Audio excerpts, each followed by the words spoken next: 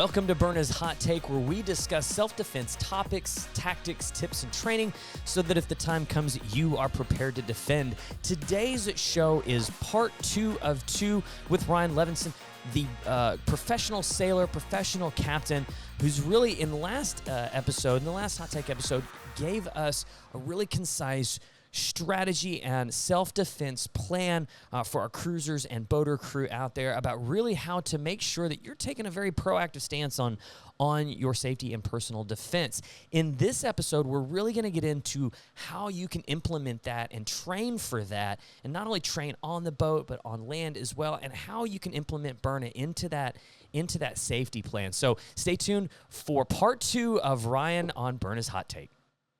Yeah, we just had a great conversation in one of our last podcasts with Rebecca Milo. If you guys haven't seen that one yet, if you want some more expansion on kind of the legal issues that we're talking about, go check it out, because we had that exact conversation about, like you said, that proportionality and the reasonableness of the response, and about how many cases that we've seen, here in the last just few years where something that was reasonable 20 years ago is not a reasonable response today, and people who are defending themselves are getting indicted and getting convicted of manslaughter charges or aggravated assault charges where I get it was a self-defense case, but because they were the defense was their defense was so unproportionately unreasonable that they found them guilty of that. So I couldn't agree with you more, especially in this day and age. Yeah. Imagine in the other countries what it's like. And that was kind of my next question. Where there's no Second Amendment. Exactly. I can only imagine the trouble that you would get in some of those places where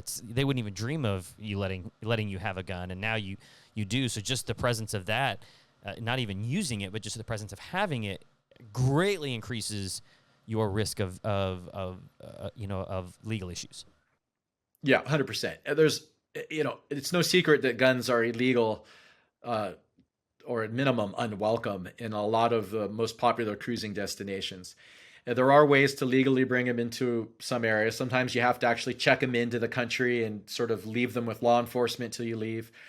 But I do believe in general, you should respect the laws of the area you're going into. Not in general, period. You should, if you're a guest in their country, So, but what I see is more often than not, the people who have firearms have smuggled them in. They've sort of hid them in the compartments in their boat. And what happens more often than not in those cases are either the weapon becomes so rusty that it's completely ineffective. Then they do make some stainless steel, but the internals, the firing pin, those are still mild steel. Living on the coast myself, and dealing with a lot of those, the salt and the sand all the time. I always, when people are like, well, I have a stainless steel this. I was like, look, all stainless does exactly what it says it does. It stains less. Not. Yeah. It's not stain, not steel. So no, I completely agree. 100%. And if you have this weapon hidden in some secret compartment deep inside your boat, and you don't get caught and prosecuted for having it caught, how are you going to, the person is coming to your boat, you've made the verbal threat, look, versus having a fanny pack on with a Byrna in it. And then there's the final thing that we alluded to earlier is maintaining proficiency in training. It's expensive. You have the same problems with ammunition that you have with the firearms. They're somewhat loud. You can't just walk around firing guns. Now, again, I'm not a lawyer and I'm not an expert on the laws in every area, but I did some homework before I wrote the document and before you and I talked. And in a lot of countries, Byrna launchers are in the same category as paintball guns. Not always. Some countries make a differentiation based on whether the projectile is by a sort of an explosion or whether it's by a gas. Other countries make the differentiation more on the use. Is it being used against people for some sort of hostile thing or aggressive action versus like a game? And some places it has to do more with, does it look like a gun or not? Yeah. So you've got this inaccessible, potentially rusty, life-altering firearm hidden away somewhere in your boat, or you have a much less expensive, fun to stay proficient with, very marine friendly because it's made out of fiber reinforced plastic and aluminum, basically, with inexpensive rounds that has a higher degree of effective response with less probability of an undesirable outcome. That's a great way to put it. Less probability of an undesirable outcome. I love that. You talk about training, and obviously, I can only imagine, like, even if you do have a firearm, and even if the country that you're in or the place you're in is allowing it, like you said, like training with it, there's not probably a lot of places you can go to go shoot that, and you definitely have to go somewhere, to go shoot that gun and find a range, in French Polynesia, which I don't even know if that exists, and so, I've seen some videos, and how do you train, and are you able to, and how do you train with the Byrna on your boat or around your boat to kind of, stay proficient and replicate some of those scenarios? Yeah. A couple points here. First of all, I think it's important that I mention that while I'm not, a fervently vocal person about this, I'm a Second Amendment supporter. I have no problem with firearms. I've been through firearms training myself. So is my wife. I do not have firearms on my vessel right now for the reasons that we've stated already. This is going on a limb and it's a tangent, but even if we're boarded by someone who's armed, which is such a small probability in French Polynesia that it's almost doesn't even need to be discussed. With a Byrna launcher, you can stay out of sight and certainly behind effective cover from the person coming aboard, and still fire pepper balls against the roof above them or the wall next to them in such a way that they're not going to be able to as effectively deploy their firearm against you and give you the opportunity to potentially, retreat to a more secure area of the boat, obtain more lethal. So anyways, but back to what you're talking about with training and maintaining proficiency. In terms of firearm proficiency, look, any cruiser who's been to these remote areas is going to say, you make your own range, you shoot at coconuts or something. You're in the middle of nowhere. There's nobody within 100 miles. You hope, exactly.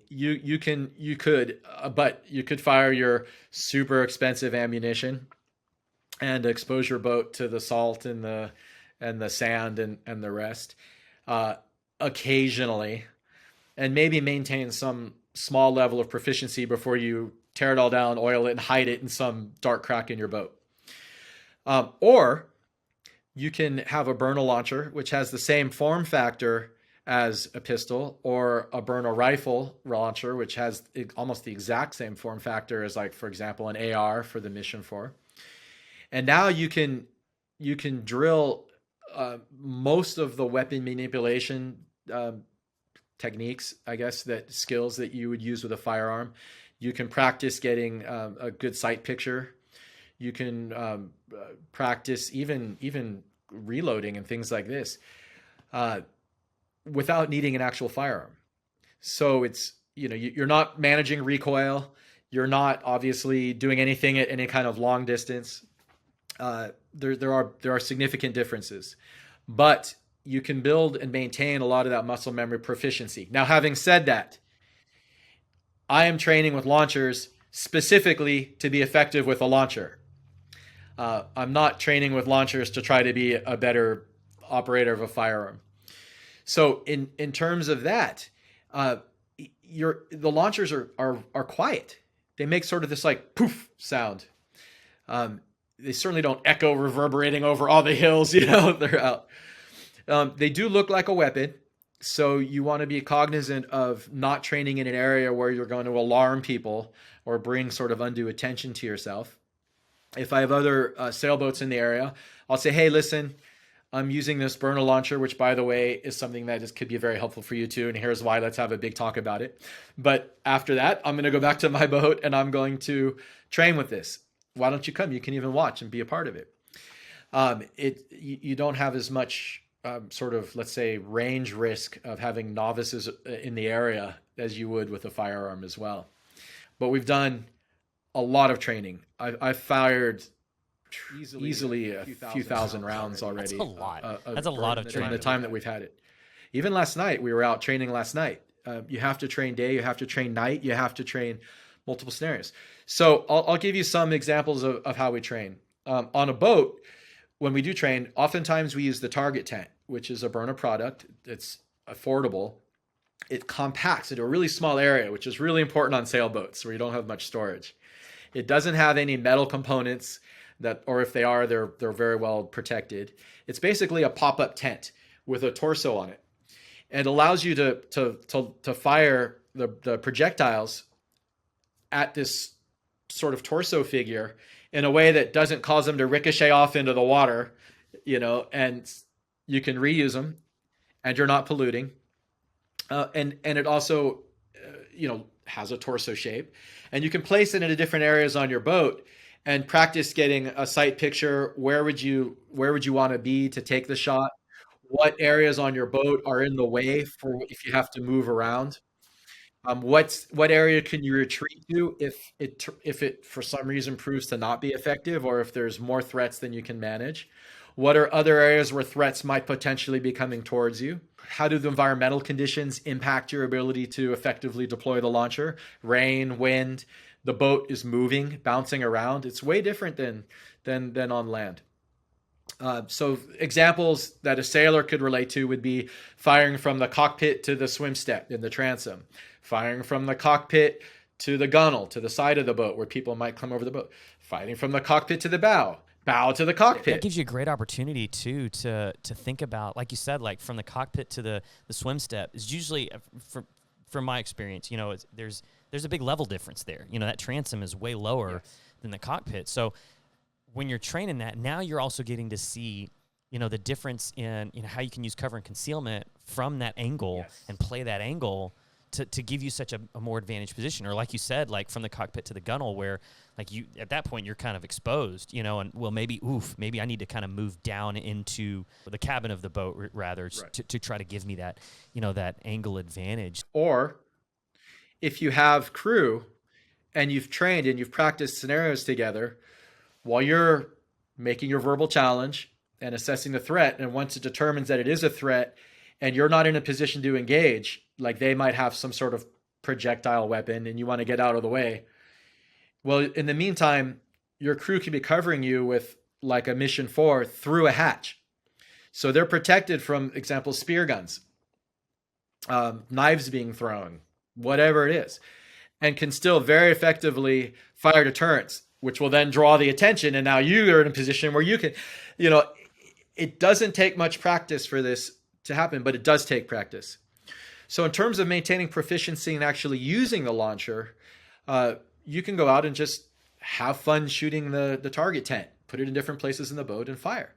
And it is fun. It's like playing darts with something that's a little bit different, you can have friends over. You can even, like you said, protecting your boat, making sure that nobody can get to your boat. I mean, my brain's reeling now in different scenarios, different training, I mean, even putting that target tent in a dinghy, and shoving it, 10 feet. Exactly. From the boat. And this is what we do.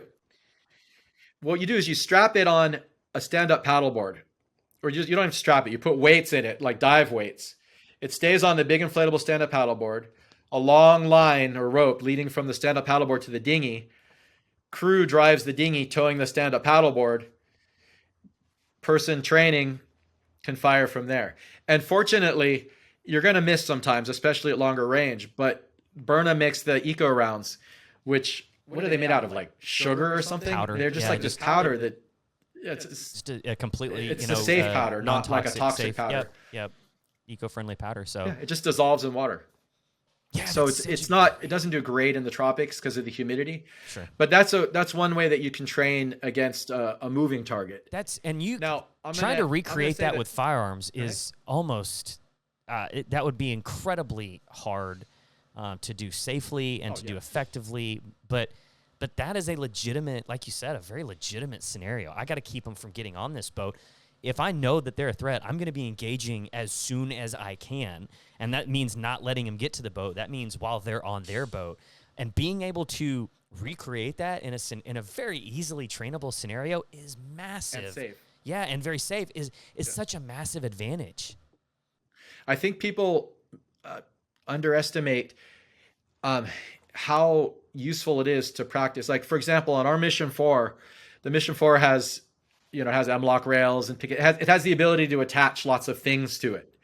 So yeah, so we put a Romeo 5 on, we put a dot on it. So being able to practice getting a good sight picture against a moving target from different places on the boat, being able to, or using just the fixed sights on the pistol, for example. A lot of times these threats are going to be coming at night. In fact, most of the time I'd say they're going to be coming at night. So both the Byrna pistol and the Mission 4, the two that we're most familiar with, we've put lights on it, a tactical light. It's very, very bright. You shine it in their eyes, it's disorientating. You might not even need to use the Byrna. And it has a strobe, which is also disorientating. But can you very quickly activate that strobe? Yes, if you've practiced. And then can you deploy rounds effectively against the threat using a strobe light? Yes, if you've practiced. Yes, if you've practiced. So other ways, and I think this is super, super critical to mention that I'm personally never in any way suggesting that you bring a Byrna to a gunfight. I don't think that if you assess that threat, if you assess that threat even potentially has a firearm, like they're wearing a lot of loose clothes or something, I wouldn't probably deploy my Byrna except as a very last resort. But I would deploy a bright light with a strobe. I would potentially chemical rounds into their vessel, things like this. But you need to be aware of that. Now, again, almost so small that I can say it's in this easily single digits percentage of the people are going to have firearms coming against you. So let's put that aside from now and assume that they don't. Yeah. Okay. So other forms of training that we have found to be really useful here while we're in California on our vacation, we actually took a cardboard box and lined it with a really heavy duty fabric, basically like a thick felt, and tied a piece of rope to it. And we practice facing away from that with the Byrna launcher in the waist pack. I always forget the official Byrna name for the waist pack. And then like for example, if I'm the one who's training, I'll just, I'm hanging out, enjoying the day. And then Nicole will go, grr, grr, grr, and she'll start running towards me, pulling this box along the ground. I have to open the waist bag, deploy the launcher, and get rounds into the dog. But we also simulate, hey, go away, go away, go away. Hey, dog keeps coming. Yep. Now you fire. Man, that's such an easy way to do that. So easy. I mean, and it's fun. And I've got 15 Amazon boxes sitting at my house doing nothing, and most people probably do, So yeah, that's another really fun, a reactive target that like sort of does something when you hit it is more fun than shooting paper usually, right? So we take these boxes and you line it with the heavy fabric, and you hang from a piece of twine spent CO2 cartridges and then when you shoot it, it makes a really ping. And if you're shooting an eco-kinetic or one of the training powder rounds, you get the little satisfying explosion. Oh, that's so cool. So I love what we've done is so that's a lot like that. You get that little reward. Exactly. Like, hit it. Yeah, awesome. And it doesn't go shooting off in crazy directions. Exactly. So anyways, what we'll do is another thing that we've done is we made a life-size torso out of cardboard, and we taped it to the end of a long pole. And with the Mission 4, I'll have it. I have mine on a sling. So this would be, you have a threat that is approaching, and you've decided that it's enough of a threat that you want to have a Mission 4, or maybe you're the crew backing up Nicole, who's going to do the verbal challenge, whatever it is. And then, but we missed somebody, or we came on deck at night after they're already on board, at which point you better believe I'm going to have the Mission 4 with two 19-round mags, with the light, with the strobe, I'm ready. If I'm facing one target or one potential threat, or I'm just looking in the wrong direction and there's one coming from behind me, can I very quickly turn and deploy this launcher? I don't want to necessarily be walking around thinking I'm like some SWAT guy. I'll leave that to the real SWAT guys like you. But I want to be able to quickly deploy it. So what we do is, Nicole, for example, will run towards me or walk quickly towards me with this pole extending far away from her with this torso on it. So it's a moving target. And I have to turn, quickly bring up the launcher. Hey, hey, stop, stop, stop. They don't, a couple rounds center mass. If I want to use chemical rounds, can I very quickly switch the magazines to the chemical rounds? Same thing. Then that drops, and then Nicole will then go threat left, and then I rotate, deploy, the launcher against the target to the left. Threat right, turn to the right. Threat behind you, turn behind you. And at night, we'll even add, laser, light, both, whatever it is. So you're learning how to very quickly manipulate all these accessories that you've added to your Byrna launchers, as well as the Byrna launchers, as well as how do you move. Yep.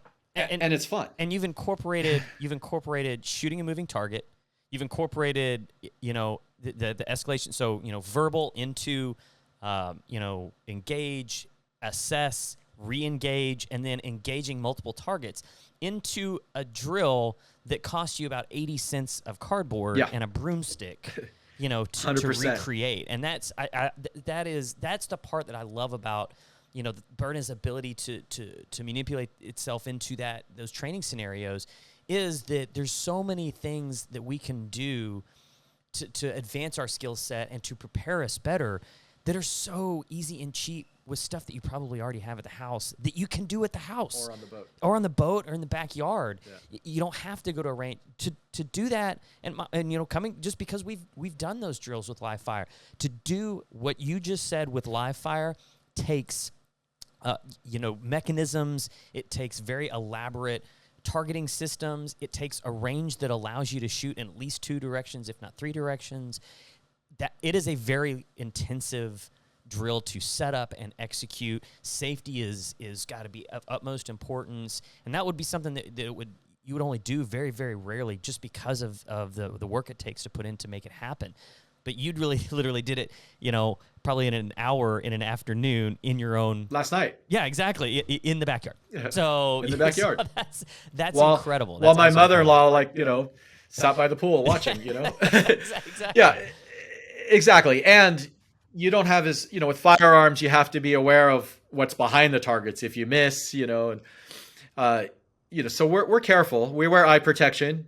We follow the main rules of firearms. We always treat it as though it's loaded. We keep our finger off the trigger till we're ready to shoot. We're aware of the target and what's around. We don't point the launcher to anything that we're not willing to destroy.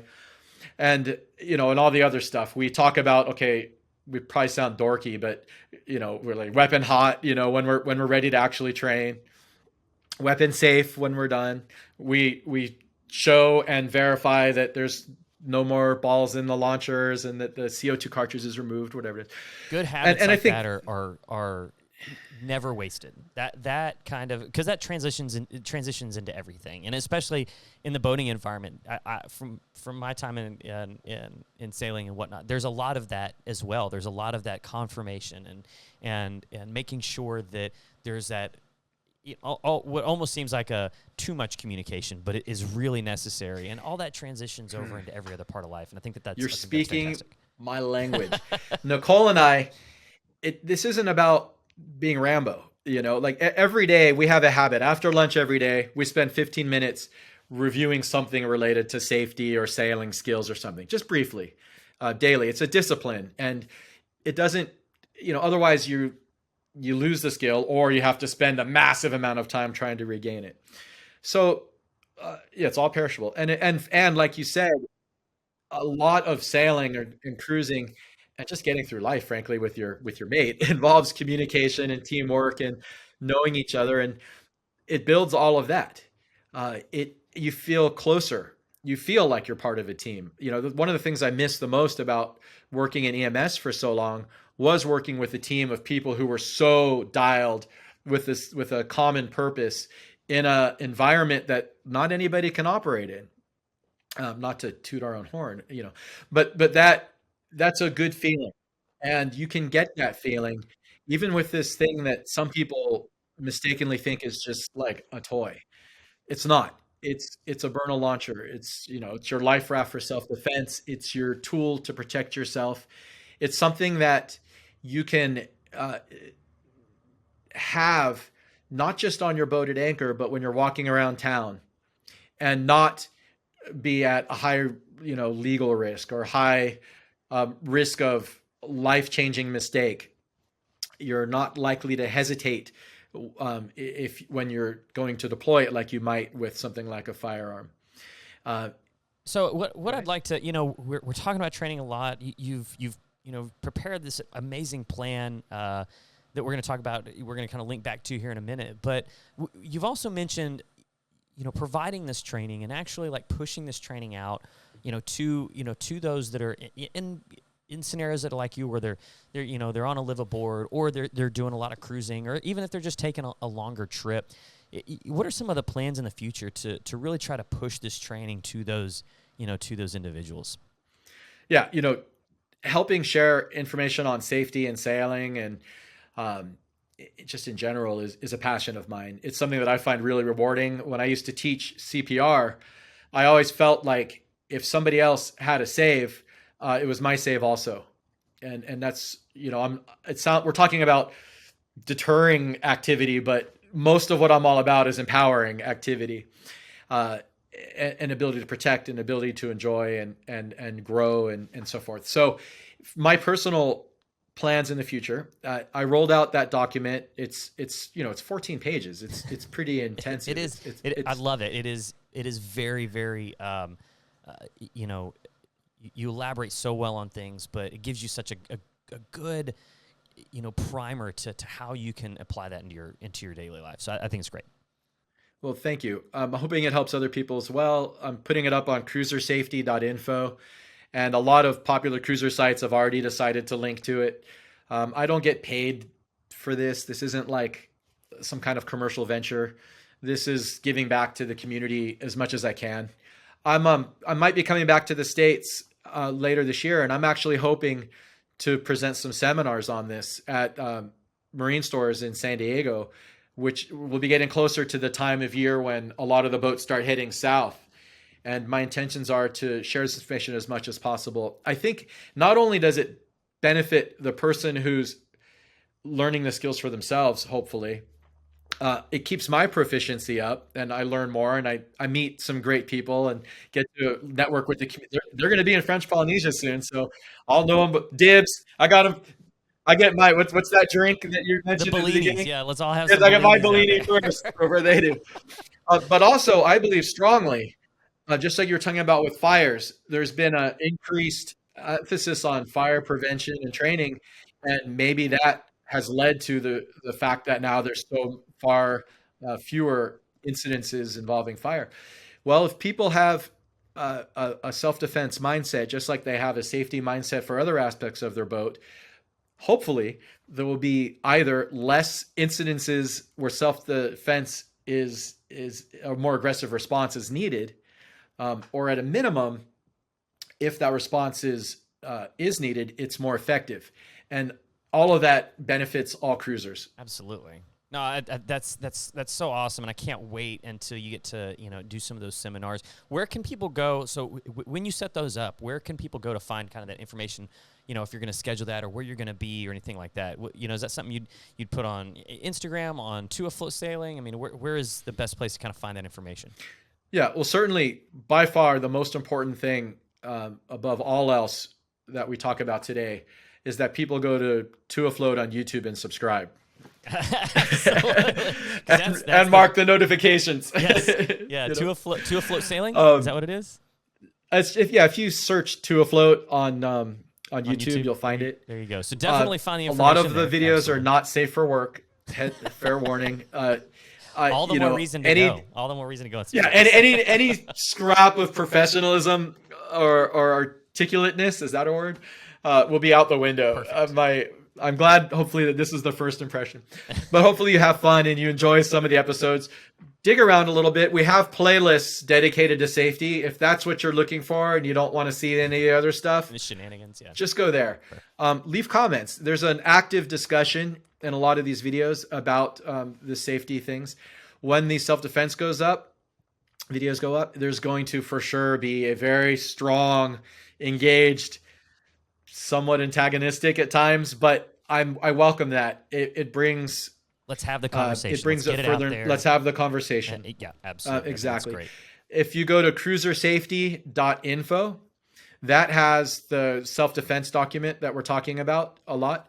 And soon it will also have information on life rafts, abandoning ship, man overboard, and other safety topics as well. But I'm starting with self-defense. And you'll be able to, if you go to, in San Diego, Downwind Marine or West Marine, places like that, the Pacific Puddle Jump, the Bahaha. I'm hoping to have information about the upcoming seminars distributed in all the usual cruiser stuff. That's so awesome. So we'll of course link all that stuff below, so you'll be able to find Cruiser Safety link below, as well as the link to Afloat YouTube page. We're going to be putting little shorts and little reels of these training scenarios up on Instagram and on YouTube soon, and Facebook. What's the Instagram handle? To Afloat, at right? To Afloat. At To Afloat. And on that's Instagram. TWO. Yeah. Not word number. 2, not number 2. So right. To Afloat, word, not number. Instagram, YouTube. We'll link all that the stuff below so that you can get easy access to that. So, Byrna Nation, make sure you go and visit those links. This has been such an amazing conversation, Ryan. I think we could go on for definitely another couple hours, and I can't wait to have you back on the show and talk about some of this training that you're doing and talk about some of these adventures that you guys are having, and really how people can, take that a more proactive step, a more proactive stance in self-defense, especially in such a place and a manner and in an activity that I think a lot of people overlook as potentially being, having the ability to be dangerous or having the ability to need that self-defense. So, man, I thank you so much for what you're doing, not just for the cruising community, the boating community, for the self-defense community in general. This was such a great conversation. So thanks so much for being on the show and sharing this with us. Thank you, Josh. You never have to try too hard to get a cruiser to talk about cruising. That's great. That's good. And I'm very grateful to Byrna and you particularly for producing videos like this. I've learned a lot from watching the other videos on your site and from discussion with you even today. I appreciate that. And I hope it continues. Absolutely. Thank you for having me. Byrna Nation, just make sure you go, like I said, go to the links below. Make sure you subscribe to our YouTube channel so that you're the first to get all that great information. And make sure you're downloading the Hot Takes podcast on all your favorite podcasting platforms so that if the time comes, you are prepared to defend.